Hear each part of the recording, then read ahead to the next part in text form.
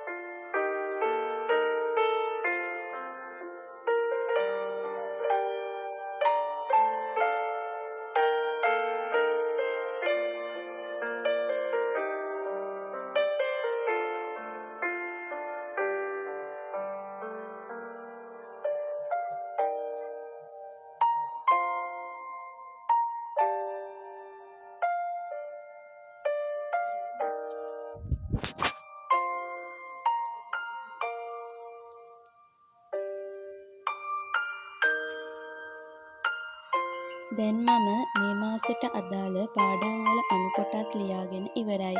ඉතින් දැන් තියෙන්නේ මේ ප්ලෑන් එක මම ප්ලෑන් එක හදන පොතට ගන්න එක. ඉතින් මම ඒකට මන්ත්ලි ප්ලෑන් බුක් එකක් යූස් කරනවා. මේ තමයි ඒ මන්ත්ලි ප්ලෑන් බුක් එක.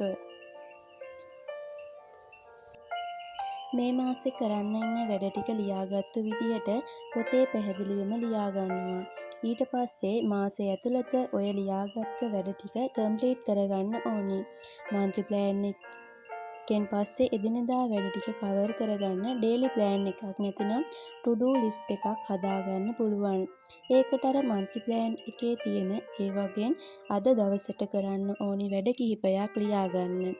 ඊට පස්සේ ඒවා කරලා ඉවර වුණාට පස්සේ අර මන්ත්ලි ප්ලෑන් බුක් එකේ ඒ වැඩේ කරා කියලා මාක් කරගන්න ඕන. ඔය විදිහට මං ඔක්තෝබර් මන්ත්ලි ප්ලෑන් එකත් හදාගන්න ගමන් තමයි මේ ඉන්නේ.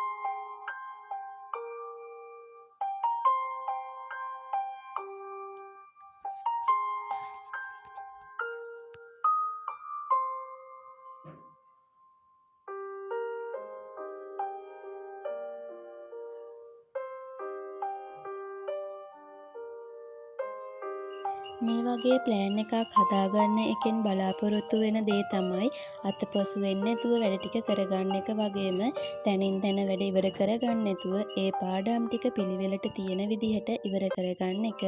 ඒ වගේම පාඩම් කරන්න කම්මැලි හිතෙනවා වගේ නම් මේ මාසය ඇතුළත මේ වැඩ ටික කොහොම හරි ඉවර කරගන්න ඕනි කියලා මේකෙන් ටාගට් එකක් ලැබෙනවා කියලා මං හිතනවා.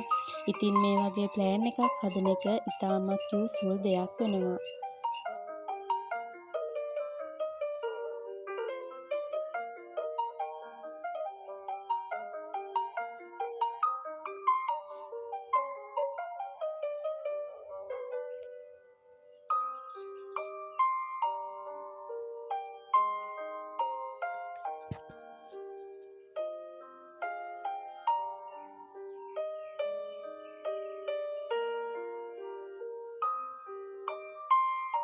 ඉතින් ඔයාලත් ඔයාලගේ ඔක්තෝබර් මාසය ඵලදායී විදියට ගත කරන්න නම් මේ වගේ ප්ලෑන් එකකට අනුව වැඩ කරලා බලන්න.